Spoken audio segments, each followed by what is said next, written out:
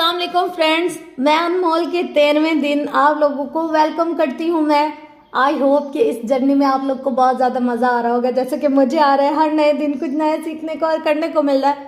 आज सोचें आज किस बारे में होगा। मतलब हम लोगों ने अपने आप को देख लिया, अपनी डाइट को देख लिया, अपने मोटापे को देख लिया और इस मोटापे से दूर होने को देख लिया, फिर अपने स्किन को देख लिया, अपने हाथों को देख लिया, हम अपने हाथों को खूबसूरत कैसे बनाएं, हम अपने मुंह को खूबसूरत कैसे बनाएं, और काफ़ी कुछ सीख लिया है। तो अब आज के लेसन में हम क्या सीखेंगे? हमने कुरान पढ़ने की आदत सीख ली। और ना आप लोगों को क्या लगता है आज क्या होगा? मुझे लगता है आज कुछ अखलाकियात से रिलेटेड होगा या रिश्तों से रिलेटेड होगा, क्योंकि फिर स्टेप बाय स्टेप तो ऐसे ही आती है ना लाइफ। पहले हम अपने आप को बेहतर बनाते हैं, फिर हम अपने इर्द गिर्द के माहौल को, लोगों को, रिश्तेदारों को बेहतर बनाने की कोशिश करते हैं। तो देखते हैं आज क्या होता है। जल्दी फटाफट से स्टार्ट करते हैं। आप लोग का भी टाइम ज़ाया ना हो और मेरी बातें सुन के आप बोर ना हो। अच्छा, अपना फीडबैक ना आप लोग कमेंट सेशन में देना मत भूलिएगा। 13वां दिन। मेरे एक ही ताया थे जिनको हम चचा कहते थे। हमारे ख़ानदान में ताया का लफ्ज़ इस्तेमाल नहीं किया जाता, ना ही चाचू कहा जाता है। वालिद के भाई इनसे बड़े हों या छोटे, इनको चचा कहा जाता है। और अगर इनकी बीवी हमारे ख़ानदान से हो, जैसे अब्बा, चचा वगैरह की कज़न, तो इनको चची के बजाय फुप्पो कहा जाता है। सो हम अपनी ताई अम्मा को फुप्पो कहते थे। इनके बच्चे नहीं थे और हम ही इनके बच्चे थे। मेरा बड़ा भाई जो जनरल सर्जन है, इसको वो अपना बेटा कहती थी और मानती थी। मेरी ताई बहुत ही ग्रेसफुल खातून थी। मैंने कभी इस औरत को खुद तरसी का शिकार नहीं देखा। हालांकि इन्होंने बहुत बड़े बड़े दुख उठाए थे, लेकिन बड़ी ही बहादुर और नफीस सी औरत थी। अपनी वफात से कबल जब मेरी ताई बीमार थी तो मैं इनके साथ कई बार जाकर अस्पताल में रही थी। वो CMH रावलपिंडी में एडमिट थी। किसी अस्पताल में रहना भी एक अजीब तजर्बा होता है। मरीज की नुक्ता नज़र से देखो तो अजीब बेबसी का आलम था। एक जिंदगी से लड़ता मरीज ICU में बेबसी से पड़ा, हर घंटे अपने सामने मौजूद मरीजों में से किसी की हालत बिगड़ते देखता। फिर एकदम डॉक्टर्स और स्टाफ भागते आते, मशीनों की आवाज़ें, लोगों की अफरा तफरी, और फिर कोई ऐलान करता कि ये पेशेंट एक्सपायर हो गया। सोचें ये सब देखने वाले मरीज की क्या हालत होती होगी। ICU में ताई अम्मा के सामने हर घंटे 2 घंटे बाद कोई ना कोई एक्सपायर होता था। ICU के बाहर सब मरीजों की फैमिलीज इकट्ठी खड़ी थी। अंदर कोई जनरल साहब कोमा में है तो किसी ब्रिगेडियर की माँ वहाँ दाखिल है। बाहर मौजूद फैमिलीज घंटों कॉरिडोर्स और वेटिंग रूम्स में एक साथ खड़े इंतज़ार करती थी, क्योंकि दिन में 1-2 से ज़्यादा बार मरीज को देखने की इजाज़त नहीं होती थी। इन फैमिलीज की आपस में दुआ सलाम से शुरू होकर अच्छी खासी दोस्ती हो जाती थी। वहाँ सब गम के साथ ही थे। हर रोज़ सुबह जब मैं वहाँ जाती तो नोट करती कि कल जो फैमिली यहाँ थी आज वो नहीं थी। पता चलता कि ब्रिगेडियर साहब की वालदा सुबह इंतकाल कर गए हैं। वो लोग सुबह बॉडी लेकर चले गए। इसी तरह जितने लोगों से मेरी वहाँ बातचीत हुई थी, इनमें से हर एक का पेशेंट मैंने अपने सामने मरते देखा। अलबत्ता मुझे यकीन था कि मेरी ताई अम्मा ICU से सही सलामत वापस आएंगी। वो वाकई ICU से डिस्चार्ज हो गई, लेकिन कुछ रोज़ बाद उनकी तबीयत बिगड़ी और दोबारा अस्पताल ले जाया गया, लेकिन रास्ते में इनका इंतकाल हो गया। अल्लाह की अमानत थी, अल्लाह ने ले ली। दुआ है कि अल्लाह हम सबको अच्छी जगह पर दोबारा इकट्ठा करे। जो वाक़या मैं सुनाने जा रही हूँ वो तब का है जब ताई को ICU से डिस्चार्ज करके प्राइवेट रूम में शिफ्ट कर दिया गया था। रूम काफ़ी बड़ा था और इसमें दूसरा कोई मरीज़ ना था। अमूमन ऐसे कमरों में मैं खुश होती थी क्योंकि मुझे पूरा बेड मिल जाता था। हम कई दफ़ा कई कमरों में अकेले ही रहते थे। इस दफ़ा अलबत्ता हमें प्राइवेट कमरा मिला तो साथ ही एक दूसरी फैमिली आ गई। किसी ब्रिगेडियर साहब की मिसेस थी जो वहाँ दाखिल थी। इनके साथ इनकी एक रिश्तेदार खातून थी। वो खातून जो इस मरीज़ की अटेंडेंट थी, वो सर से पैर तक हिजाब में थी। वो मुझे और मेरी ताई अम्मा को पहले ही नज़र में बहुत अच्छी लगी थी। यानी कुछ लोग होते हैं ना जिनके सलाम, दुआ, माशाल्लाह, सुबहान अल्लाह, हिजाब और हर बात में सुन्नत तरीके पर अमल करने से दिल में इज़्ज़त बढ़ जाती है। आप कहते हैं कि ये बहुत नेक लोग होते हैं, अल्लाह के बहुत करीब। हमें भी ये देखकर अच्छा लगा। मैंने इनसे कहा कि मेरी ताई के लिए दुआ करें। इनकी मरीज़ा भी बहुत ही मिलनसार थी। इनसे भी अच्छी खासी बातचीत हुई। मैं कभी भी यूँ सरे राह मिलने वालों को नहीं बताया करती कि मैं कोई राइटर हूँ। मैं अमूमन अपनी शनाख्त के बारे में खामोश रहती हूँ क्योंकि मुझे प्राइवेट रहना पसंद है। और यहाँ भी मैंने खुद से नहीं बताया था। इत्तफाक ऐसा हुआ कि वो खातून अटेंडेंट जो मरीज़ के साथ थी, इनका मेरे किसी रिश्तेदार से कोई ताल्लुक़ निकल आया और इन्होंने साथ इस शख्स को मैसेज करके इनसे मेरा जिक्र कर दिया। तो इनको इनके रिश्तेदार ने बताया ये निम्रा दरअसल राइटर निम्रा अहमद है। तो वो बड़ी खुश हुई और कहने लगी कि बड़ा अच्छा लगा आपसे बात करके, आप तो बहुत मशहूर हैं, मेरी बेटी आपकी बहुत फ़ैन है। میں ایسی باتوں پر عموماً جزاک اللہ وغیرہ کہہ دیتی ہوں، مسکرا کے سر ہلاتی ہوں۔ عموماً لوگ آٹوگراف مانگتے ہیں یا ایسا کچھ تو یوں ان سے رسمی سی بات چیت ہوتی ہے۔ پھر میں اپنی تائی کے ساتھ مصروف ہو گئی۔ اگلے دن وہ خاتون صبح میرے پاس آئیں۔ انہوں نے کہا کہ مجھے آپ سے کچھ بات کرنی ہے۔ میں نے کہا شیور۔ میری تائی اماں تب سو رہی تھی، ان کی مریضہ بھی سو رہی تھی۔ میں باہر ان کے ساتھ سٹنگ ایریا میں بیٹھ گیا۔ وہ خاتون بولنا شروع ہوئی اور میں ان کو سننے لگی۔ وہ بولتی گئی اور میں ان کو سنتی گئی۔ اگلا آدھا گھنٹہ انہوں نے جو بولا، اس کو اگر ایک لفظ میں بیان کروں تو زہر، بہترین لفظوں کا۔ میری ذات، میری تحریروں، میری تربیت، میرے عقائد کے بارے میں جتنا زہر انہوں نے اگلنا تھا اگل دیا۔ مجھے اندازہ بھی نہیں تھا کہ کوئی ریڈر کسی رائٹر سے اتنی شدید نفرت بھی کر سکتا ہے جتنی ان خاتون کو مجھ سے تھی۔ انہوں نے مختلف احادیث اور قرآنی آیات سنا کے مجھے یہ کہا کہ آپ نہ صرف خود گمراہ ہیں بلکہ بہت سے دوسرے لوگوں کو گمراہ کر رہی ہیں۔ آپ کی حقیقت کچھ اور ہے اور آپ لوگوں کے سامنے خود کو کچھ اور دکھاتی ہیں۔ آپ بالکل بھی نیک نہیں ہیں، نہ آپ اللہ کے قریب ہیں۔ آپ تو بالکل عام سی مسلمان ہیں، آپ میں کوئی خاص بات نہیں ہے۔ آپ معصوم بچیوں کو گمراہ کر رہی ہیں اور افسوس کی بات یہ ہے کہ آپ یہ دین کے نام پر کریں گے۔ میں بالکل خاموشی سے ان کی تقریر سنتی رہی۔ آخر میں آ کر میں نے پوچھا، کیا آپ نے کبھی میری کتابیں پڑھی ہیں؟ نہیں، میں نے نہیں پڑھی۔ میری بیٹیاں پڑھتی ہیں اور مجھے یہی افسوس ہے کہ کتنے لوگ آپ سے انسپائر ہوتے ہیں، لیکن آپ کے عقائد غلط ہیں۔ آپ لوگوں کو غلط طرف لگا رہی ہیں، آپ خود بھی اللہ کے قریب نہیں ہیں۔ کیا آپ تصور کر سکتے ہیں کہ کوئی کسی کے سامنے بیٹھ کے اس کے منہ پہ نرم آواز میں اس شخص کے بارے میں اتنا زہر اگلے، اس کی ذات کو بالکل صفر کر دے، اس کو ایک برا مسلمان ثابت کرے اور سامنے والا بس چپ کر کے اس کی ساری باتیں سن لے؟ بالآخر میں بولنا شروع ہوئی، لیکن میں نے نوٹس کیا کہ میرے سوالات کے جواب میں ان کے پاس کوئی دلیل نہ تھی۔ انہوں نے کبھی میری کتاب پڑھی ہی نہیں تھی۔ میں ان سے صرف اپنی کتاب کے بارے میں سوال کرتی تو وہ کہتی، آپ میرے فلاں اسکالر کی فلاں کتاب پڑھیں، اس میں آپ کو اس کا جواب ملے گا۔ میں نے مسکرا کے کہا، مجھے نہیں پڑھنی آپ کے اسکالر کی کتاب۔ میں کیوں پڑھوں؟ آپ خود مجھے اس بات کا جواب دیں۔ مگر ان کے پاس جواب نہیں تھا، صرف نفرت تھی۔ انہوں نے آدھے گھنٹے تک جتنی نفرت انڈیلنی تھی، جتنی تلخ باتیں کرنی تھی میرے کام پہ، میری ذات پہ، وہ باتیں جو میں دہرانا نہیں چاہتی وہ انہوں نے کر ڈالی۔ اب مجھے افسوس ہوتا کہ میں نے ان کو اس وقت جواب کیوں نہیں دیے۔ میرے پاس ان کی ہر بات کا جواب تھا، لیکن اس کی دو وجوہات تھیں۔ ایک تو یہ کہ میں قدرے شاکڈ ہو گئی تھی، دوسری وجہ یہ کہ میں ایک پبلک فگر ہوں، یوں کسی سے بدتمیزی نہیں کر سکتی، صبر کا دامن نہیں چھوڑ سکتی، ورنہ ان کے پاس ہر جگہ میرے خلاف بولنے کو بہت کچھ ہوتا۔ کچھ چیزوں پہ چپ اچھی ہوتی ہے، کچھ ہماری تربیت ایسے کہ ہم صبر کر کے راستہ بدل لیتے ہیں۔ میں نے کہا کہ آپ کبھی میری کتابیں پڑھیں، آپ کو اپنی آراء پر افسوس ہوگا۔ ان کا مزید یہ کہنا تھا کہ میں ایک چھوٹی سی لڑکی ہوں، میرے پاس کوئی سرٹیفکیٹ نہیں ہے دین کی اشاعت کا، کوئی اجازت نہیں ہے، میں کیسے دین پھیلا سکتی ہوں؟ میں تو ایسی ہوں کہ میری تائی بیمار ہے اور میں کانوں میں 2 انچ کے ایئر رنگس پہن کے بیٹھی ہوں۔ میں نے دوپٹہ کان سے ہٹایا اور ان کو اپنے ایئر رنگ دکھائے جس میں 4 شوخ رنگ تھے۔ یہ 2 انچ کا نہیں ہے، یہ 4 انچ کا ہے۔ میں ان سے بھی لمبے ایئر رنگس پہنتی ہوں۔ میں ہر وقت بریسلیٹ اور انگوٹھیاں بھی پہن کے رکھتی ہوں۔ میری ہیروئنز بھی میری طرح بہت صاف ستھری اور اچھے سے ڈریس اپ ہوتی ہیں۔ میں جیسی ہوں میں ویسی ہی لڑکیاں اپنے ناولز میں دکھاتی ہوں، مگر میں نے کبھی کسی عورت کو اتنا ڈھیٹ اور نفرت میں اتنا اندھا نہیں دیکھا جتنی وہ خاتون تھی۔ وہ بولے جا رہی تھی، وہ میری ریڈر بھی نہیں تھی اور وہ اتنی ججمنٹل تھی کہ حد نہیں۔ میں تحیر سے انہیں سن رہی تھی۔ میں نے اس کے بعد ان سے بات نہیں کی، میں وہاں سے اٹھ گئی۔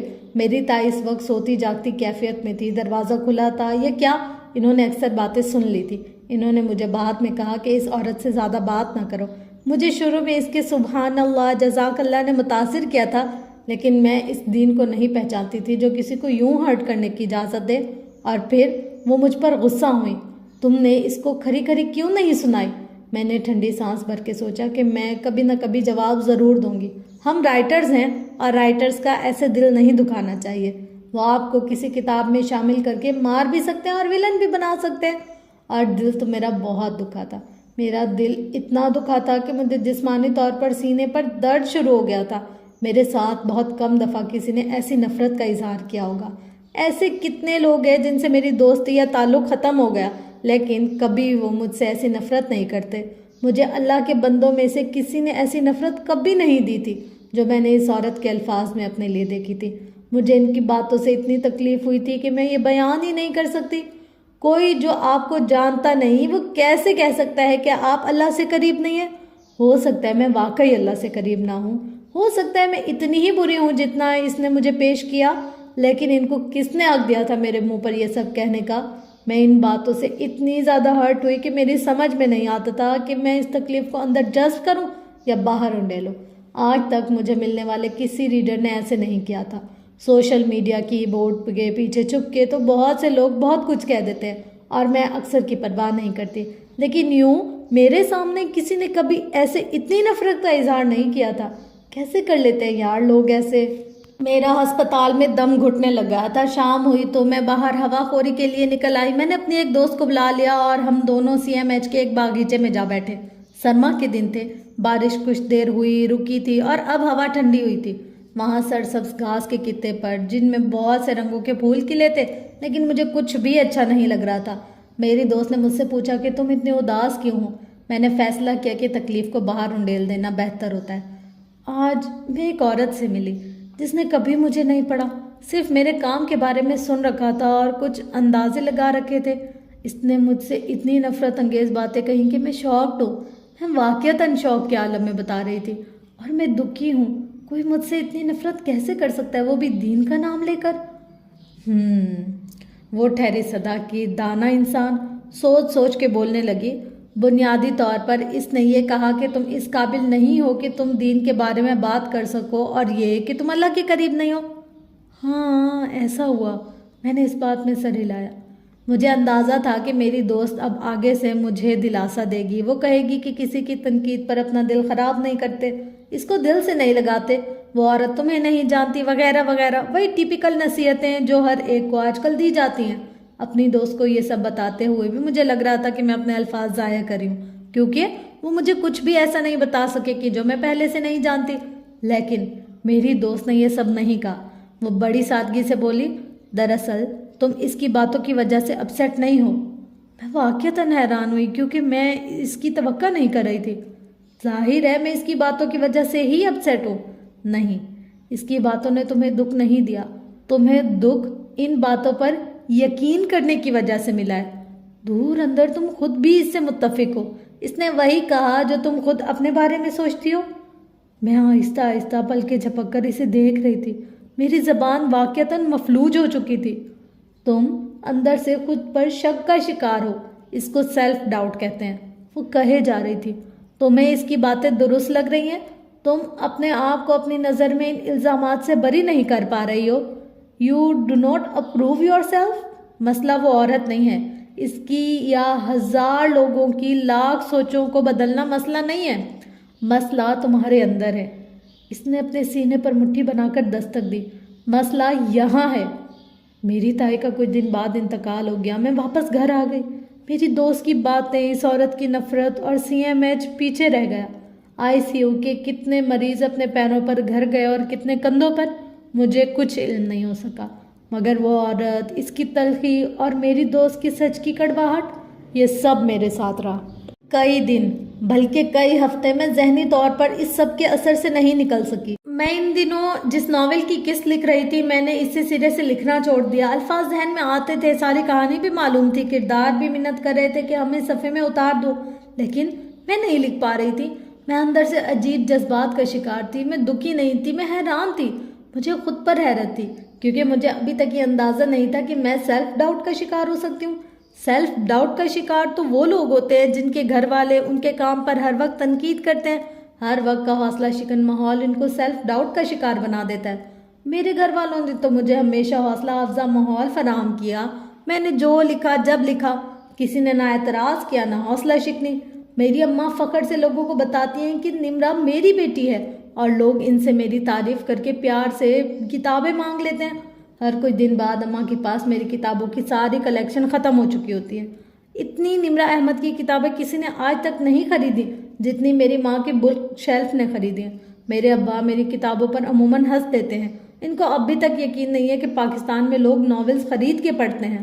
ان کو نہیں معلوم کہ میں کیا لکھتی ہوں، لیکن جب لوگ ان کو آ کے بتاتے ہیں تو مجھے معلوم ہے کہ ان کو فخر محسوس ہوتا ہے۔ میرے بہن بھائی اپنے یونیورسٹی کالجز میں فخر سے میرا بتاتے ہیں اور اپنے دوستوں کے پیغامات مجھ تک پہنچاتے ہیں۔ جس دن حالم یا نمل کی قسط آنی ہوتی ہے، اس دن میرا 7-8 سالہ بھانجا اپنی ماں میری بہن کے لیے خود ناشتہ بناتا ہے تاکہ اس کی ماں وقت ضائع کیے بغیر اس کو کہانی سنائے۔ میری 6 سالہ بھانجی نے نمل کے آخری ایک ساتھ میں خود سے گیس کر لیا تھا کہ سرخ مفلر والا کون نکلے گا۔ میرے بہن بھائیوں نے آج تک مجھے اتنا نہیں کہا کہ فلاں ناول میں آپ نے یوں نہیں کرنا تھا۔ ہاں، بھانجے بھانجیوں کے تھوڑے بہت اعتراضات ہوتے ہیں، جیسے 6 سالہ بھانجی کا نمل کے اوپر بہت ہی بڑا اعتراض یہ تھا کہ جب زمر کی لفٹ میں پانی بھرا اور وہ ڈوبنے لگی تو آپ نے یہ نہیں بتایا کہ اس کے پرس اور موبائل کا کیا بنا۔ پورے پاکستان کو زمر کی فکر تھی اور اس محترمہ کو اس کے پرس اور موبائل کے گیلے ہونے کا خوف کھایا جا رہا تھا۔ ایسے ماحول میں لکھنے والی لڑکی سیلف ڈاؤٹ کا شکار کیسے ہو سکتی ہے؟ سیلف ڈاؤٹ تو ان لوگوں کو ہوتا ہے جن کو اپنے آپ پر یقین نہیں ہوتا، جن کی شخصیت کمزور ہوتی ہے۔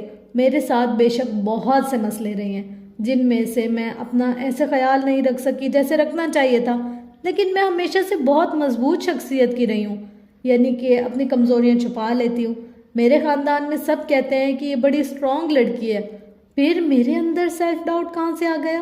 میں ایک دن بیٹھی یہ سب سوچنے لگی کہ میں اور سیلف ڈاؤٹ، مجھے تو ہمیشہ اعتماد ملا، محبت ملی، میں پریویلیجڈ رہی ہوں، اور یہاں تک پہنچ کے میں چونک گئی، جیسے کوئی گہری نیند سے آپ کو جگا دے اور اتنے برس بعد آپ کو سمجھائے کہ آپ میں سیلف ڈاؤٹ کہاں سے آیا۔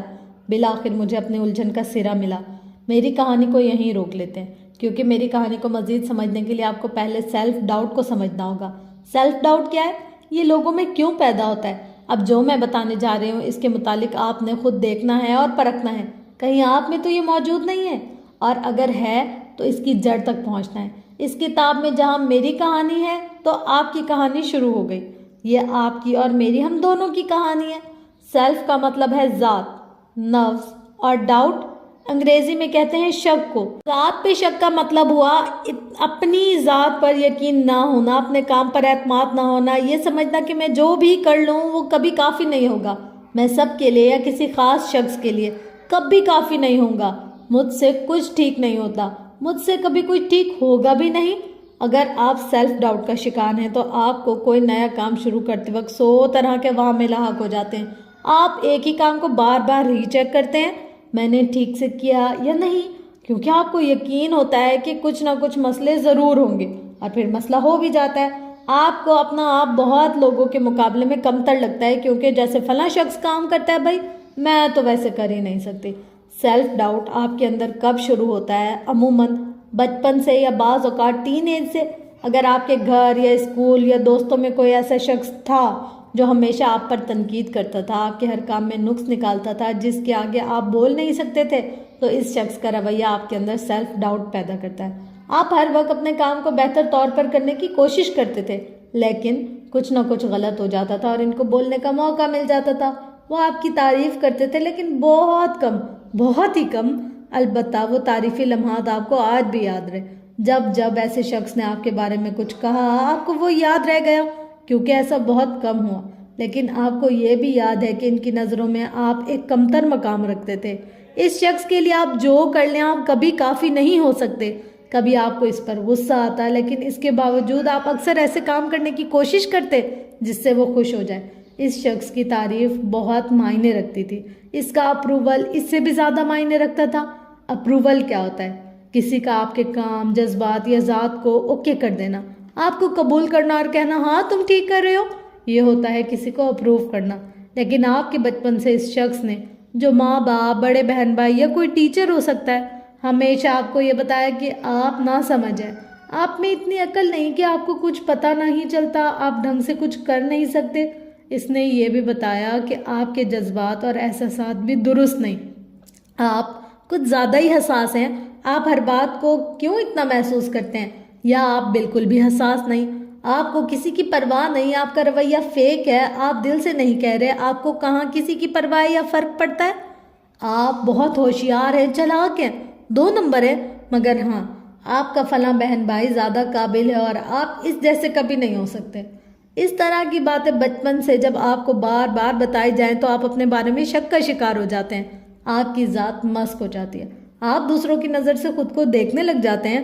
یونیورسٹی یا آفس میں کوئی ایسا ٹیچر یا باس ہو جس کا کام دوسروں کے کام پر تنقید کرنا ہو تو اس کی مسلسل تنقید بھی آپ کو اپنے بارے میں ڈاؤٹ کا شکار کر دیتی ہے، اور پھر آپ کیا کرتے ہیں؟ آپ ساری عمر اسی شخص کو خوش کرنے میں لگا دیتے ہیں۔ کیا آپ کا دل چاہتا ہے کہ آپ کوئی بڑا کارنامہ انجام دیں اور اس ایک شخص کو دکھا کے اس کو امپریس کر سکیں؟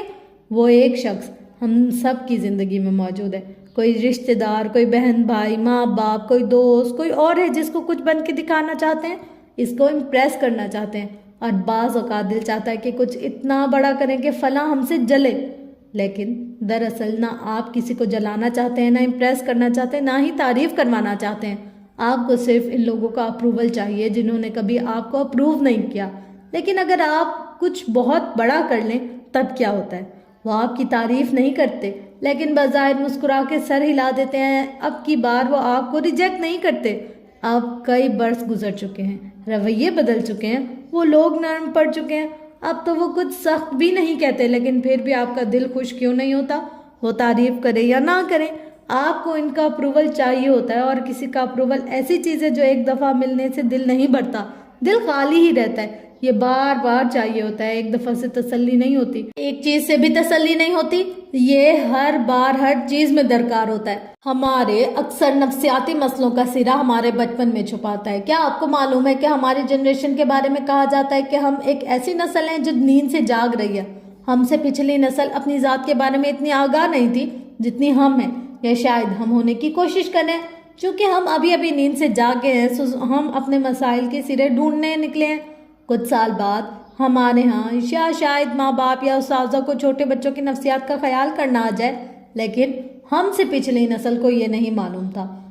عمر کے پہلے 5 برس میں ہم جس طرح کے لوگوں کے ساتھ اٹیچ ہوتے رہتے ہیں، اسی کو ہم نے زندگی کا پیٹرن بنا لیا ہوتا ہے۔ بہت سے لوگ یہ بات نہیں جانتے، لیکن جو لوگ بڑے ہو کر بھی محبت اور نفرت میں اسٹیبل نہیں ہوتے، یعنی شدید رویے کا شکار رہتے ہیں، پیار سے رہتے ہیں، ہر وقت توجہ کی طلب رہتی ہے، وہ ایسا اس لیے کرتے کیونکہ وہ بچپن میں کبھی محفوظ طریقے سے کسی سے جذباتی طور پر اٹیچ نہیں ہو سکے۔ اس کو سیکیور اٹیچمنٹ کہتے ہیں، یعنی صحت مندانہ اور محفوظ طریقے سے کسی کے ساتھ اٹیچ ہونا۔ ایسا کب ہوتا ہے؟ جب آپ کو کسی نے آپ کے لیے محبت نہ دی ہو، توجہ نہیں دی ہو، اور جب بھی کسی نے محبت کی اس نے بہت سی شرائط باندھی، یوں آپ بس ان کو خوش کرنے میں لگے رہے۔ آپ چاہتے تھے کہ ویسے بن جائیں اور وہ کام کرے جن سے انسان آپ سے خوش ہو۔ بعض اوقات ماں باپ بھی اپنی اولاد کو ٹرافی کلیکٹر بنا دیتے ہیں، انعامات کی ٹرافی جیت کر آنے والا بچہ۔ اگر وہ کچھ جیت کے آئے گا تو اس سے محبت اور تعریف ملے گی، اگر نہیں تو اسے صرف تنقید ملے گی۔ ماں باپ کو بچے کے اچھے گریڈز چاہیے ہوتے ہیں، کیونکہ جن لوگوں کے ساتھ وہ اٹھتے بیٹھتے ہیں ان کے بچوں سے وہ اپنے بچوں کا موازنہ کرتے ہیں۔ شاہین شاہینوں کے ساتھ اڑتا ہے، کوا کووں کے ساتھ، وزیر وزیروں کے ساتھ اڑتا ہے، اور چپڑاسی دوسرے چپڑاسیوں کے ساتھ۔ لوگ اپنے جیسے لوگوں کے ساتھ مقابلے موازنے کرتے ہیں اور ایسے میں اپنی اولاد کو ٹرافی کلیکٹر بناتے ہیں۔ بچوں کو لگتا ہے کہ اگر ہم نے ماں باپ کو خوش کرنے کا کام نہیں کیا تو وہ ہم سے محبت نہیں کریں گے۔ ایسے بچے کبھی اپنے ماں باپ سے غیر مشروط طریقے سے اٹیچ نہیں ہو پاتے۔ ایسا نہیں ہے کہ ایسے ماں باپ کی محبت یا قربانی میں کوئی کمی ہے، میں نے کہا نا، ہم سے پچھلی نسل ان چیزوں سے واقف نہیں تھی، اس لیے ان میں سے اکثر کی توقعات، طریقے تربیت بچے کی شخصیت کو مسخ کر دیتے ہیں۔ اگر آپ ایک ماں باپ ہیں تو اپنے بچے کی رائے اور چھوٹی چھوٹی کوششوں کو اپروو کرنا سیکھیں، اس کو سیکیورٹی کا احساس دلائیں۔ وہ آپ کو کامیابی نہیں لا کر دے گا، تب بھی آپ اس سے محبت کریں۔ کل میری بھانجی ماہنور نے ایک پینٹنگ بنا کے مجھے واٹس ایپ کی۔ میں نے اس کی پینٹنگ کی شان میں وہ گلابے ملائے اور کہا کہ میں بہت امپریسڈ ہوئی ہوں۔ اس نے کہا کہ میں نے یہ صرف ٹریس کی ہے۔ میں نے کہا تب بھی بہت اچھی ہے، میں تو سیدھی لائن بھی نہیں لگا سکتی۔ وہ اتنی خوش ہوئی کہ اگلے روز اس نے مجھے 15 منٹ کی ویڈیو بنا کے بھیجی جس میں اس نے یہ بتایا کہ اس نے یہ پینٹنگ کیسے بنائی تھی۔ میرے تو فرشتوں کو بھی پرواہ نہیں تھی کہ اس نے کیسے بنائی، میرے اتنے کام تھے میں چیزوں میں پھنسی تھی، لیکن اس کی ویڈیو میں نے دھیان سے دیکھی اور اس کو پورا فیڈ بیک دیا۔ میں نے نوٹ کیا کہ اس نے ویڈیو بناتے ہوئے بتایا کہ اس نے کونے میں جو رنگ بھرے ہیں وہ اس نے ایک پرانے ٹوتھ برش سے کیے ہیں۔ ایک بچہ پرانا ٹوتھ برش اگر باتھ روم سے اٹھائے اور اس سے رنگ کرنے لگ جائے تو ہمارے ہاں کیا ہوتا ہے؟ 20 रुपए के टूथ ब्रश के पीछे माएँ डांट देती है कि हाय तुमने इसको ज़ाया क्यों किया। आप बच्चे को अपनी मर्जी से एक फैसला करने नहीं देते और आप चाहते हैं कि आपके बच्चे कामयाब इंसान बने। महानूर को इसके माँ बाप ने टूथ ब्रश लेने दिया और इसको वो सब करने दिया जो वो कर रही थी ताकि इसमें एतमाद पैदा हो। अगर इसके बरक्स किया जाए, बच्चे का हर वो फैसला जिसमें आपका मफाद नहीं है या जो आपकी समझ में नहीं आता, इस पर तनकीद की जाए तो वो ये समझता है कि मुझे अपने माँ बाप की मोहब्बत सिर्फ तब मिलेगी जब मैं इनके लिए कोई कारनामा सर अंजाम दूंगा। फिर वो सारी उम्र माँ बाप का अप्रूवल लेने और इनको खुश करने में लगा रहता है और जब वो बड़ा और समझदार होता है तो इनसे बेजार हो जाता है क्योंकि इसे लगता है कि ये कभी मुझसे खुश ही नहीं होंगे। सेल्फ डाउट की एक और वजह अपनी नज़र में अपना इमेज कमतर मालूम होना है। दूसरे अल्फाज में लो सेल्फ स्टीम का शिकार। ये कमतर सेल्फ स्टीम तो मेरी किताब के हर मसले के पीछे छुपी है। इसका जिक्र आपको बार बार मिलेगा लेकिन ये एकदम से नहीं दुरुस्त होगी। आपको इस एक एक मसले को पकड़ना होगा जो आपकी सेल्फ स्टीम को कम करके आपको सेल्फ डाउट का शिकार करता है और फिर आपको अपना इलाज खुद करना होगा। जिस शख्स की सेल्फ स्टीम कम होती है वो कैसा होता है? अरबी में कहा जाता है कि चीज़ें अपने अजदाद से पहचानी जाती हैं। अजदाद जिद की जमा है, जिद यानी उलट। मतलब ये है कि चीज़ें अपने उलट से पहचानी जाती हैं। रात की तारीफ क्या होती है? जब रोशनी ख़त्म हो जाए। गरीब की तारीफ क्या होती है? जिसके पास दौलत ना हो। ऐसे ही कमतर सेल्फ स्टीम वाला शख्स कौन है? जिसकी सेल्फ स्टीम ऊंची और आला ना हो। जिसकी सेल्फ स्टीम बहुत ऊंची होती है वो ऐसा शख्स होता है जिसकी अपने बारे में एक डिसेंट राय होती है। इसको गुरूर या अकड़ नहीं होता लेकिन वो खुद को किसी से कमतर नहीं समझता। वो अपने आप को एक अच्छा, मेहनती, ईमानदार और लगन से काम करने वाला शख्स ख्याल करता है। इसे अपनी कदर कीमत का एहसास होता है। इसे अपनी ज़ात पर ना शर्मिंदगी होती है, ना खुद को वो नापसंद करता है।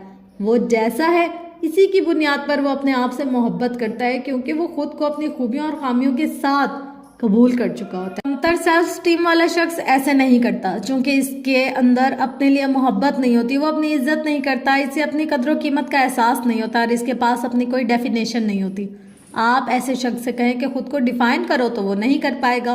वो दूसरों को अपने आप को डिफाइन करने देता है क्योंकि इसकी कोई अपनी पहचान नहीं होती। इसकी वैल्यूज़ क्या हैं, इसकी बाउंड्रीज क्या हैं, जिन्हें किसी को अबूर करने की इजाज़त नहीं। इसने इस सब को कभी बैठ कर तय नहीं किया होता। ये सब तय करना हम अगले अब्वाब में पढ़ेंगे, इसलिए इसे अपने आप पर हमेशा शक रहता है। अब मेरी कहानी की तरफ वापस आते हैं। ये सब मेरा मसला नहीं था, बहुत पहले था, लेकिन जिस वक्त से CMH वाला वाक़या पेश आया मैं अपने इस तरह के मसलों से बहुत आगे निकल चुकी थी। मेरी सेल्फ स्टीम हाई थी, मेरी इज़्ज़त नफ्स बहुत ऊंची थी। मैं टॉक्सिक लोगों को अपनी ज़िंदगी से मक्खन से बाल की तरह निकाल चुकी थी, लेकिन इसके बावजूद मैं सेल्फ डाउट का शिकार थी। वो होता है ना एक मरहला जब आप सिर्फ हैरान होते हैं कि आपका तो ख्याल था कि आप तंदुरुस्त हो चुके हैं, अपने नफ्सियाती मसाइल के हल कर चुके हैं, तो ये क्या हुआ? वो कौन सा मसला निकल आया और ये कब से आपके अंदर था?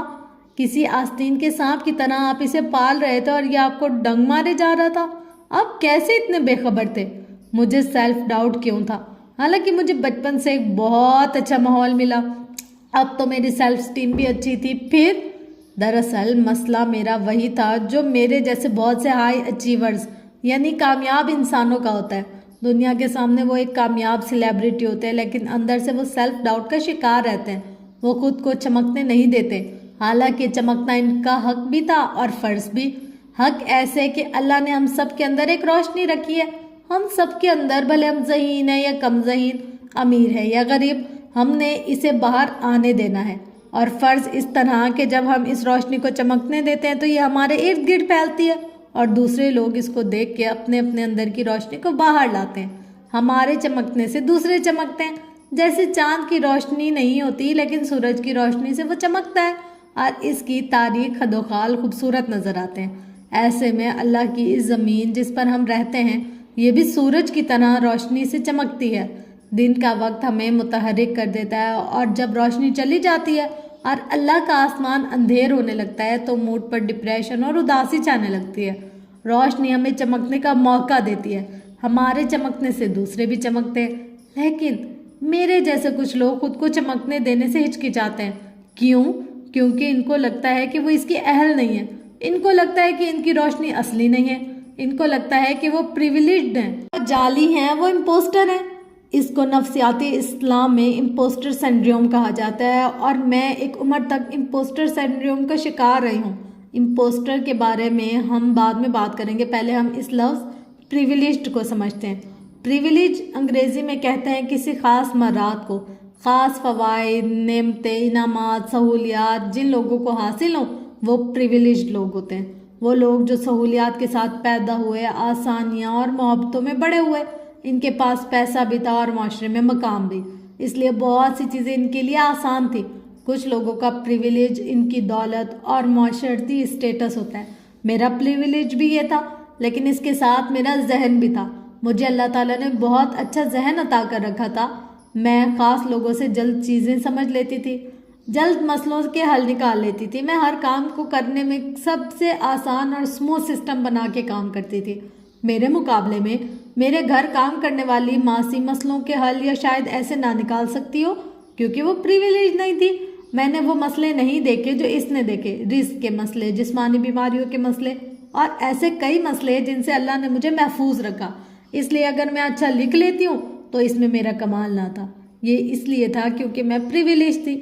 مجھے بہت جگہ محسوس ہوا کہ اللہ تعالیٰ نے مجھے ہر طرف سے آسانیوں میں رکھا تھا تاکہ میں اپنی تحریروں پر فوکس کر سکوں۔ میرے پاس یہ پریویلیجز نہ ہوتے تو میں رائٹر نہ بن سکتی۔ میں اپنے کامیاب رائٹر ہونے کا کریڈٹ اپنے پریویلیجز مراد کو دیتی ہوں، اور چیزوں نے میرے اندر ایک گلٹ پیدا کر دیا تھا۔ اس گلٹ نے مجھے یہ سکھایا کہ میں امپوسٹر، جعلی انسان ہوں۔ امپوسٹر وہ ہوتا ہے جو خود کو ظاہر کرتا ہے جو وہ نہیں ہوتا۔ میرے نزدیک میں ایک امپوسٹر تھی۔ میری کامیابی نہیں تھی کیونکہ یہ میرے پریویلیجز کی وجہ سے مجھے ملی تھی۔ جب لوگ میرے سامنے میرے کام کی تعریف کرتے تھے تو مجھے ہمیشہ لگتا تھا کہ یہ کسی اور کی بات کر رہے ہیں، یہ میری بات نہیں کر رہے۔ وہ مجھ سے پوچھتے تھے کہ آپ کیسے اتنا اچھا لکھ لیتی ہیں، اور میں کہتی تھی کہ ڈالر کے بلیک پوائنٹر سے، کیونکہ مجھے نہیں معلوم تھا کہ اس بات کا دوسرا کیا جواب دوں۔ میں لکھنے بیٹھتی ہوں تو لکھا جاتا ہے خود بخود، کبھی بالکل نہیں لکھا جاتا۔ ہر چیز اللہ تعالیٰ کرواتا ہے، اور میں اس لیے لکھ لیتی ہوں کیونکہ نہ میں غریب تھی نہ کن ذہن۔ میری کہانی جب کہیں پھنس جاتی ہے تو میں اسے اس بند گلی سے نکال لیتی ہوں، لیکن اس میں میرا کوئی کمال نہیں۔ یہاں تک ٹھیک تھا کیونکہ یہ عاجزی ہوتی ہے، لیکن خود کو امپوسٹر سمجھنے والے لوگوں کے ساتھ اس سے آگے کا مسئلہ ہوتا ہے۔ جب آپ دین پر لکھنے لگتے ہیں، اللہ کی آیات کا تدبر بیان کرنے لگتے ہیں، تو ایک طبقہ مسلسل آپ پر تنقید کرنے لگتا ہے۔ ابھی میں نے آپ کو بتایا کہ کس طرح کچھ بچوں کے والدین ان پر تنقید کر کے ان کی شخصیت مسخ کر دیتے ہیں، اور وہ بچے پھر ساری عمر انہی لوگوں کا اپروول حاصل کرنے کی کوشش میں لگے رہتے ہیں۔ بالکل ایسے ہی میرے اوپر مصحف کے بعد سے جب ایک کٹر مذہبی طبقے کی طرف سے تنقید شروع ہوئی تو بطور رائٹر میری شخصیت مسخ ہونے لگی۔ ہاں، کچھ لوگوں نے کہا کہ یوں تدبر کرنا سرے سے غلط ہے۔ وہاں کچھ لوگوں نے ایسی باتیں بھی کہیں کہ کیا آپ خود اس تدبر کرنے کی اہل ہیں؟ کیا آپ خود اتنی اچھی مسلمان ہیں؟ اور یہ بات میرے دل میں کہیں بیٹھ گئی۔ مجھے خود بھی اندازہ نہیں ہوا، کی بورڈ کے پیچھے چھپ کے کہی جانے والی باتیں ویسے نہیں لگی جیسی اس عورت کی بات لگی تھی، لیکن کہیں نہ کہیں یہ دل میں بیٹھ گئی۔ ہر مسلمان ہر وقت اپنے اندر کے شیاطین سے لڑ رہا ہوتا ہے۔ وہ روز گناہ کرتا ہے، پھر معافی مانگتا ہے، پھر گناہ کرتا ہے، پھر معافی مانگتا ہے کہ اس کے اپنے ہی گلٹ ہیں، اس کو جج کرنے کے لیے کافی ہیں۔ اس دوران اگر دوسرے لوگ اس پر انگلی اٹھانے لگ جائیں کہ تم اس قابل نہیں ہو، یا تم جو بھی کر لو تم اس قابل بن ہی نہیں سکتے کہ تم قرآن کا تدبر بیان کر سکو، تو وہ اپنے اوپر خود ہی یقین کرنا چھوڑ دیتا ہے۔ میں بھی اپنا یقین کھونے لگی تھی۔ میں نے نمل کی ہر قسط میں چند آیات پر تدبر لکھا۔ میری بہت خواہش تھی کہ میں پوری ایک کتاب لکھ سکوں جس میں اللہ تعالیٰ کی آیت پر غور و فکر کیا گیا ہو، لیکن میں یہ سمجھنا شروع کر چکی تھی کہ میں اس قابل نہیں ہوں، اس لیے شاید میں کبھی اس سلسلے کو باقاعدگی سے شروع نہیں کر پائی۔ میں ہر وقت سیلف ڈاؤٹ میں چلی جاتی تھی کہ میں ابھی اس قابل نہیں ہوں، میں گناہ کرتی ہوں، میرے ایمان کا وہ لیول نہیں ہے جو ہونا چاہیے، میری 5 نمازیں مشکل سے پوری ہوتی ہیں، مجھے ابھی تک اپنا غصہ کنٹرول کرنا نہیں آیا جو کہ میری سب سے بڑی خامی ہے، میرے اندر ابھی تک بہت سے گناہ چھوڑنے کا ظرف پیدا نہیں ہوا، تو میں کیسے اللہ کی آیت پر تدبر کروں؟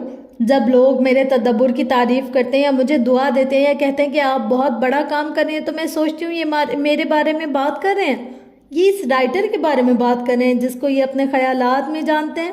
سیلف ڈاؤٹ کا شکار لوگ اکثر یہی سوچتے ہیں کہ لوگ ہمیں نہیں جانتے، اس لیے ہمیں اتنا پسند کرتے ہیں، ان کی تعریف پر ہمارا حق نہیں ہے۔ ایسے میں وہ اپنے اور لوگوں کے درمیان دیوار کھڑی کر دیتے ہیں۔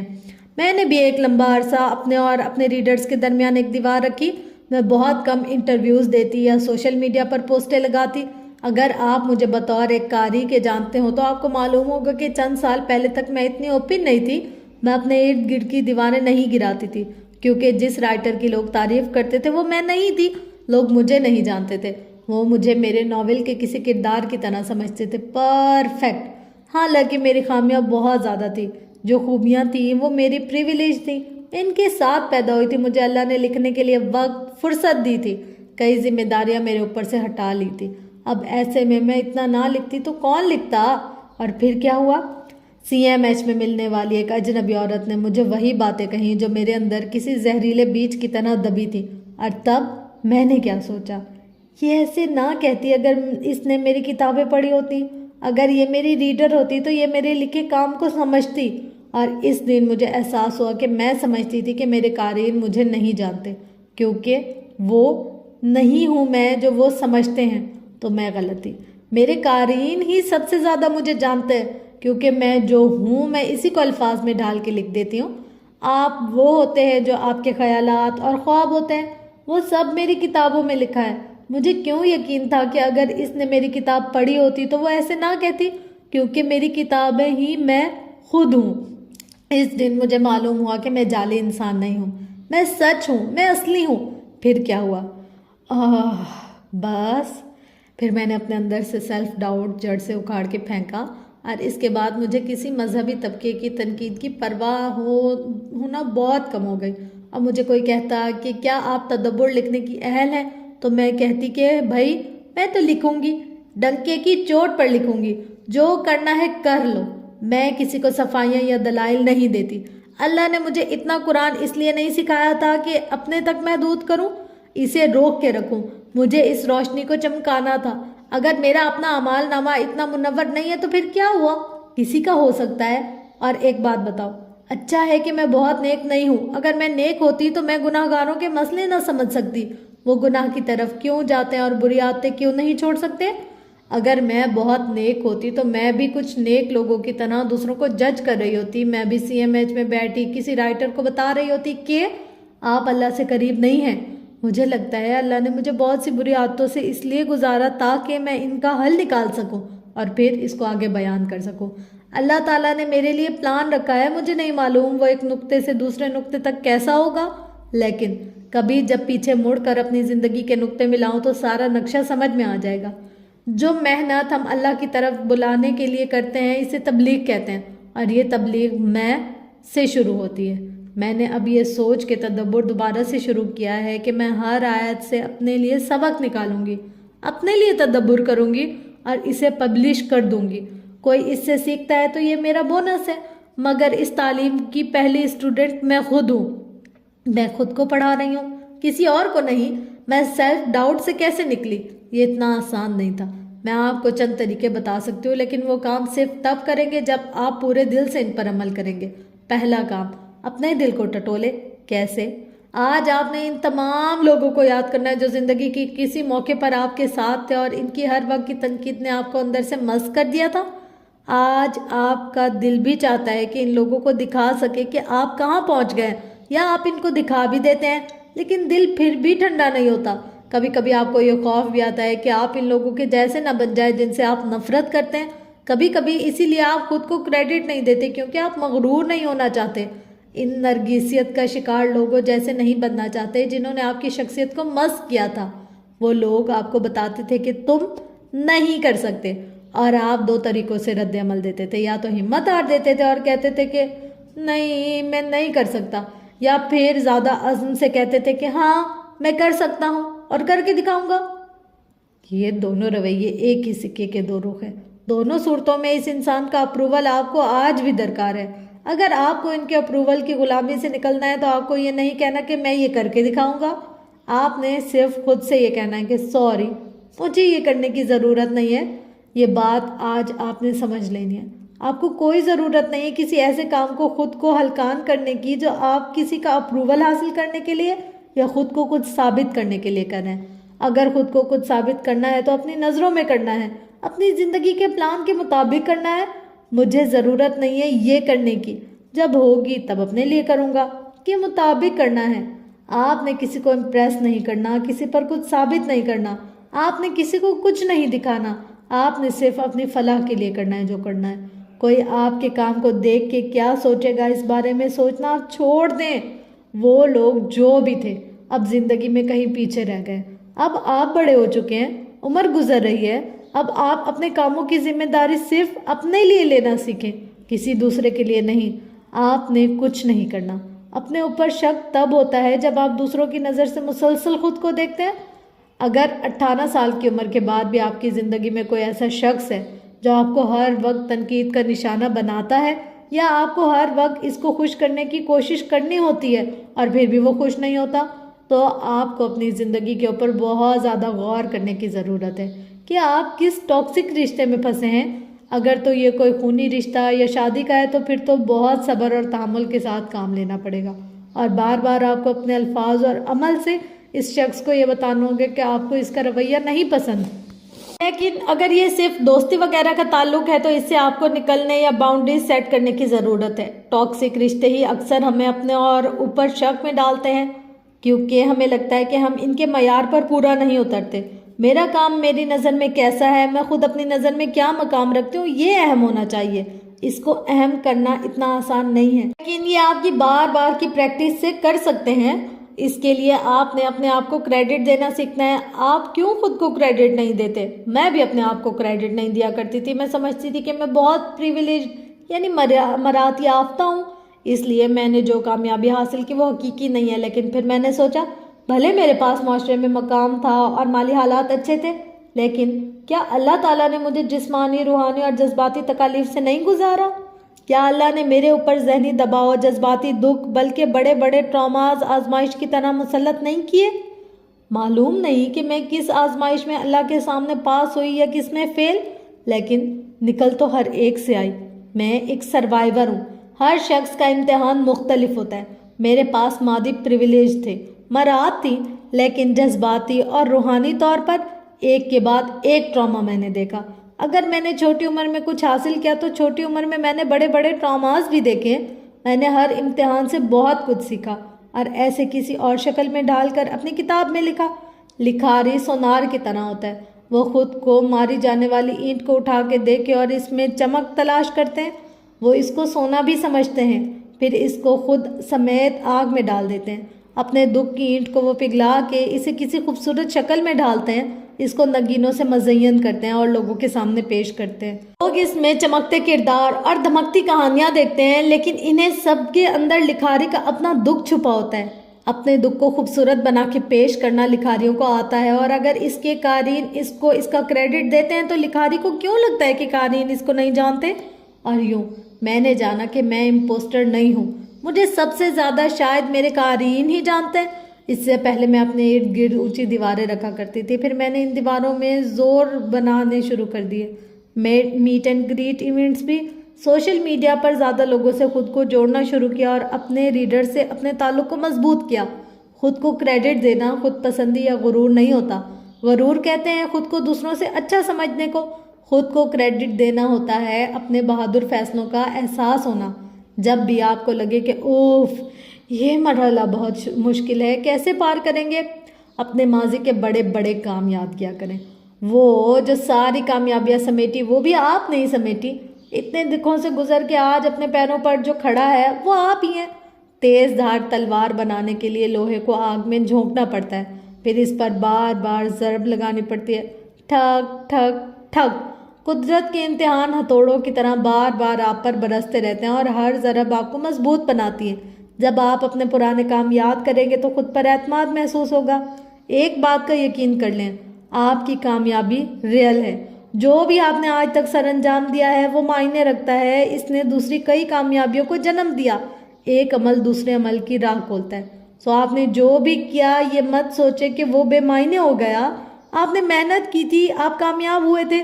اپنے محنت کرنے والے سیلف کو کریڈٹ دینا سیکھیں. سیلف ڈاؤٹ کو شکست دینے کا ایک اور طریقہ یہ ہے کہ لوگوں سے اپنے کام کی توثیق کی توقع نہ کرنا، نہ مانگنا. توثیق یا ویلیڈیشن کیا ہوتی ہے؟ آپ کسی سے اپنے خیالات یا کام کی توثیق کیسے مانگ سکتے ہیں؟ وقت سے پہلے اسے لوگوں کے سامنے بیان کر کے، اور پھر دوسروں سے اس کی تعریف کی چاہ کر کے۔ جو کام ابھی آپ نے مکمل نہیں کیا اسے بیان نہ کریں، اپنے پلانز ہر ایک کو نہ بتایا کریں، چپ چاپ خاموشی سے اپنے پلان پر عمل کریں، صرف اس کو بتائیں جس سے واقعی آپ کو مشورہ درکار ہو، ورنہ لوگ ہر چیز خراب کر دیتے ہیں، نظر بھی لگا دیتے ہیں اور آپ کی حوصلہ شکنی کر دیتے ہیں۔ اپنے خواب بھی نہیں بتانے چاہیے، نیند میں دیکھنے والے بھی اور جو ذہن میں پکتے ہیں، جن کے لیے دل ہمکتا ہے وہ بھی۔ خواب بھی راز ہوتے ہیں، ان کو دل میں رکھنا آنا چاہیے۔ آپ کا دل ایک رنگین شیشے کی طرح ہے، جب سورج چمک رہا ہوتا ہے تو دل کو بھی چمکنا ہوتا ہے، لیکن جب اندھیرا ہر چیز پر چھا جاتا ہے تب صرف وہی شیشے چمکتے ہیں جن کی روشنی ان کے اندر سے نکل رہی ہوتی ہے۔ آپ کو اپنے دل کے اندر خود سے دیا جلانا ہے، اپنی روح کے اندر ایک باغ لگانا ہے۔ ایک باغ بیج بونے سے لگایا جاتا ہے۔ یہ جو آپ اس کتاب میں پڑھ رہے ہیں یہ بیج ہے۔ سیلف کریڈٹ، اپنی ذات سے محبت، اپنی عزت نفس، اپنی ذات اور صحت کا خیال، یہ سب بیج ہیں جو آپ نے خود اپنے دل کی زمین پر بونے ہیں۔ ان پر بار بار عمل کرنا ہے، ان کو پانی دینا ہے۔ پانی بار بار دیا جائے تو پودے جڑ پکڑتے ہیں۔ دل کے اندر روشنی برقرار رکھی جائے تو پودے بڑے ہوتے ہیں۔ ایک دفعہ بیج بو کے چھوڑ دیا جائے، خود کو امپوسٹر سمجھنے والے لوگوں کو لگتا ہے کہ وہ اتنے ذہین یا قابل نہیں ہیں جتنا دوسرے ان کو سمجھتے ہیں، اور یہ کہ لوگوں کو ان کی اصلیت معلوم نہیں ہے، اس لیے لوگ ان سے پیار کرتے ہیں۔ اگر اس سوچ سے خود کو نکالنا ہے تو یہ سوچا کریں کہ میں اپنی محبت کے قابل نہیں ہوں۔ محبت اور عزت کوئی بھی خیرات میں نہیں دیا کرتا، ہر انسان سے اندیکھی شوہیں پھوٹتی ہیں۔ اگر آپ کا کوئی ایک بھی دوست ہے جو آپ سے بہت اٹیچ ہے تو اس کا مطلب ہے کہ آپ میں کچھ تو ہے جو لوگ آپ کے ساتھ اٹیچ ہو جاتے ہیں۔ اس میں غرور کی بات نہیں ہے، اپنی قدر و قیمت معلوم ہونے کی بات ہے۔ بعض دفعہ ہم سیلف ڈاؤٹ کا شکار اس لیے بھی ہوتے کیونکہ ہمارے اندر اعتماد کی کمی ہوتی ہے۔ یہ کمی ارد گرد کے لوگوں کے ایک لمبے عرصے تک کہی جانے والی باتوں کے باعث بھی ہو سکتی ہے، اور اس لیے بھی کہ آپ کو کبھی چمکنے کا موقع نہیں ملا۔ اس لیے اپنی ذات کی تلاش بہت ضروری ہے، اپنی خوبیاں اور اپنی طاقت پہچاننا بہت ضروری ہے۔ اگر خود نہیں معلوم تو اپنے سے مخلص دوستوں سے پوچھیں، وہ آپ کو بتائیں گے کہ آپ کی کیا چیز ان کے دل کو بھاتی ہے۔ پھر اس چیز پر محنت کریں اور اس کو مزید خوبصورت بنائیں۔ اعتماد کی کمی کو دور کرنے کے لیے آپ کو ایک کام کرنا ہوگا۔ جس کام پر آپ کو اعتماد نہیں ہے اور آپ کہتے ہیں کہ یہ مجھ سے نہیں ہوگا یا میں کچھ نہ کچھ غلط کر ڈالوں گی، اس کام کے پیچھے مت بھاگیں۔ وہ ایسے بیل کی طرح ہے جس کے پیچھے اگر آپ بھاگیں گے تو کچھ ہاتھ میں نہیں آئے گا، آپ اس کے پیچھے خوار ہو جائیں گے۔ آپ کا کام یہ ہے کہ اس کو اس کے سینگ سے پکڑ لیں، یعنی کہ تھوڑے کام سے شروع کریں۔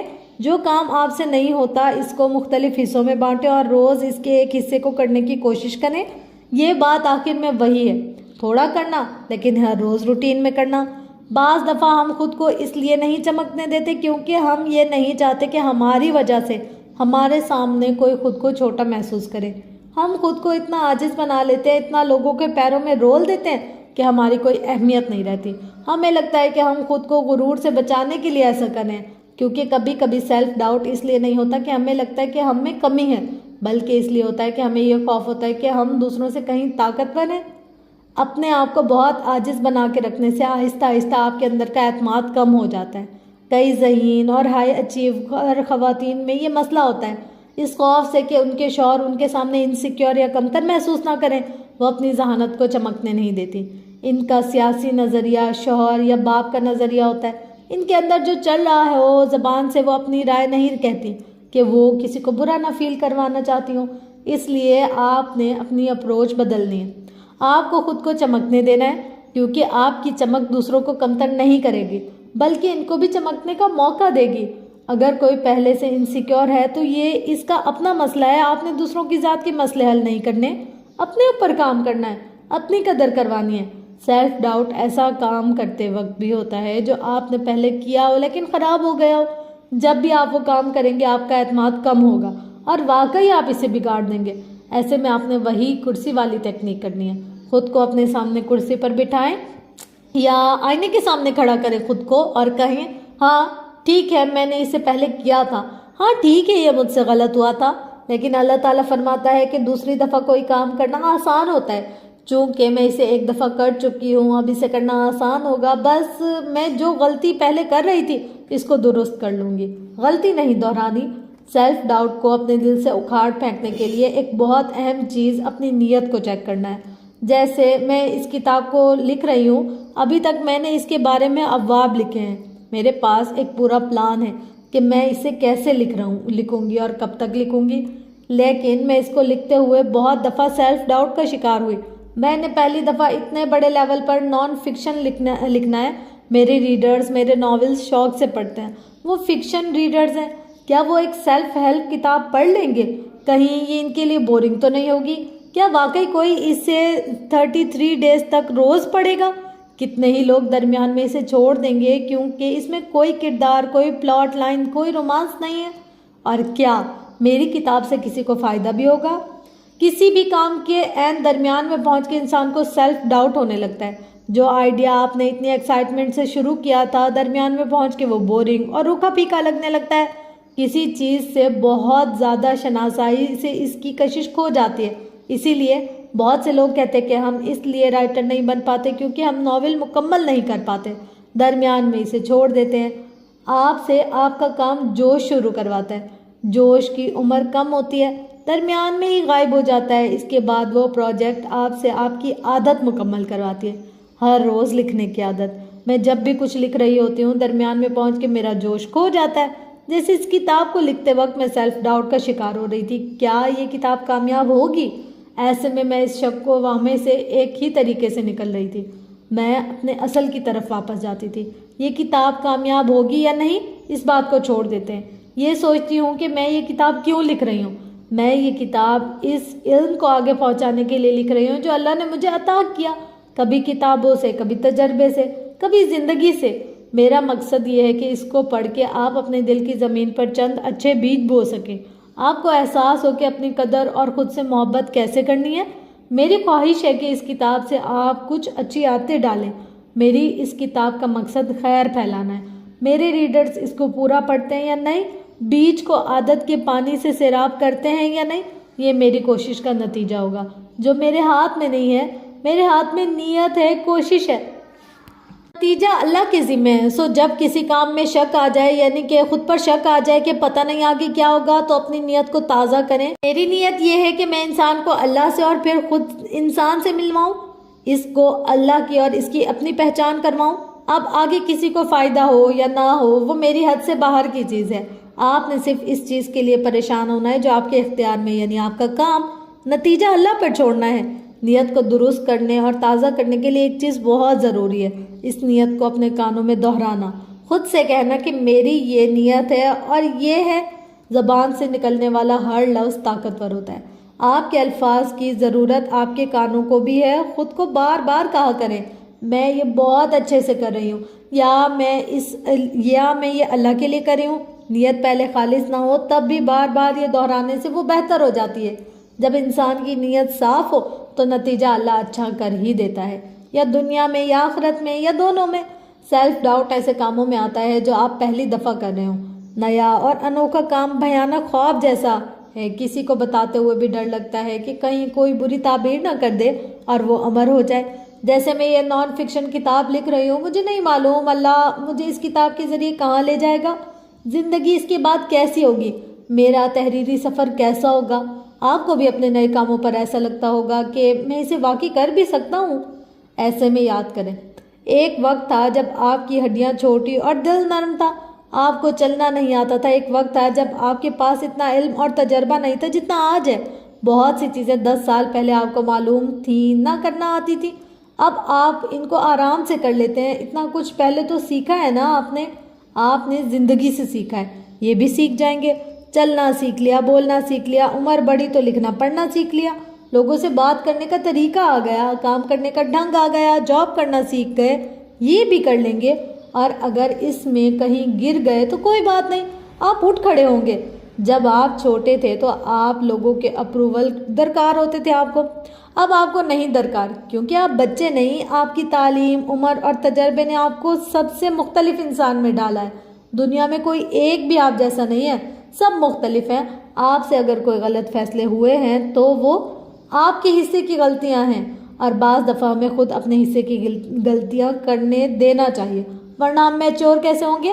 بعض دفعہ سیلف ڈاؤٹ مقابلے بازی کی وجہ سے ہوتا ہے، کسی اور سے نہیں، خود سے مقابلہ۔ آپ سوچتے ہیں کہ میں ایک بہت کامیاب کام کر کے نکلا ہوں، اگر میرا اگلا کام اتنا کامیاب نہ ہوا، اگر وہ پہلے جیسا نہ ہوا تو کیا ہوگا؟ اپنی اپروچ درست کریں۔ آپ کو اپنا ہر نیا کام پچھلے کام جیسا کرنا ہی نہیں ہے۔ کوئی دو سفر ایک جیسے نہیں ہو سکتے، کوئی دو لوگ ایک جیسے نہیں ہو سکتے، ہر کام نیا پروجیکٹ مختلف ہوتا ہے، زندگی میں آنے والے ہر نئے شخص کے ساتھ تعلق بھی مختلف ہوتا ہے۔ آپ ایک ہی دریا میں دوبارہ نہیں اتر سکتے۔ گزشتہ کامیاب کام آپ جب کیا تھا آپ یہ انسان نہیں تھے، آپ ہر پل بدل رہے ہوتے ہیں۔ اب آپ ایک مزید میچور انسان ہیں۔ آپ کا مقابلہ اپنے ساتھ صرف کوشش میں ہے، نتائج میں نہیں۔ آپ نے اپنے گزشتہ کام کی فوٹو کاپی نہیں تیار کرنی، اس کامیابی کو آگے لے کر چلنا ہے، اس کو بڑھانا ہے۔ ہر نئے کام کو الگ کام سمجھ کر ٹریٹ کیا کریں تو اپنے کام پر شک کم ہونے لگے گا۔ اور آخر میں آپ کا آج کا کام، آپ نے ایک جار لینا ہے، چینی پتی کا خالی ڈبہ ہی لے لیں، اس کو اچھی طرح صاف کریں، پھر کاغذ کی چند پرچیاں کاٹیں، 10 یا 10 سے زیادہ پرچیاں۔ ہر پرچی پر آپ نے اپنی زندگی کی ایک کامیابی لکھنی ہے۔ یہ کامیابی وہی ہو سکتی ہے، کوئی بھی ہو سکتی ہے، امتحان میں، پڑھائی میں، جاب میں کامیابی، خاندان میں کسی کا مسئلہ حل کرنے کی کامیابی، کسی کی زندگی بہتر کرنے کی کامیابی، اپنے آپ میں کوئی اچھی عادت ڈال کے اس کا نتیجہ دیکھ لینے کی کامیابی، وزن کم کرنے کی کامیابی، اپنا کمرہ ڈیکوریٹ کرنے کی کامیابی، کوئی بھی ایسا کام جس کو کر کے آپ کا دل اپنے آپ سے خوش ہوا ہو، وہ کام ایک پرچی پر لکھ لیں، اس کو رول کریں، اس جار میں ڈال لیں۔ یہ آپ کا اچھی یادوں کا جار ہے۔ اس کو آپ نے ہفتے میں ایک دفعہ اپنے بیڈ پر انڈیلنا ہے، ایک ایک پرچی نکال کر پڑھنی اور اس کو واپس رکھ دینا ہے۔ ہر ہفتے میں ایک پرچی کا اضافہ کر دیا کریں۔ بظاہر آپ کو کوئی عام سی عادت لگے گی، لیکن میں نے کہا نا، یہ چھوٹی چھوٹی عادتیں عام نہیں ہوتی، یہ بیج ہے، ان کے درخت بننے میں وقت لگتا ہے۔ اف خدایا، کیسا لگا فرینڈز آج آپ کو یہ سن کے؟ مجھے تو بہت بہت اچھا لگا۔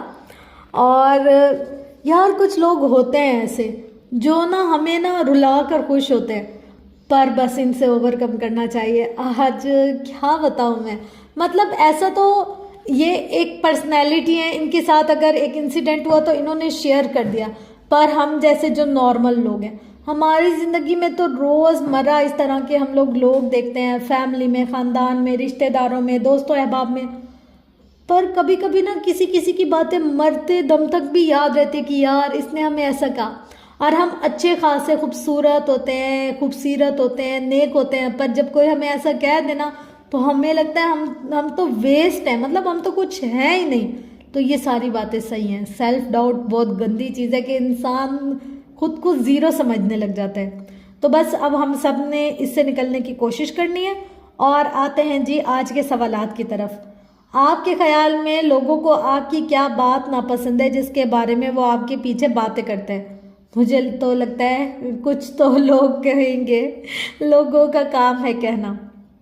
تو بس یہی ہوتا ہے، کسی کو ہماری کوئی چیز نہیں پسند آ رہی ہوتی تو کسی کو کوئی۔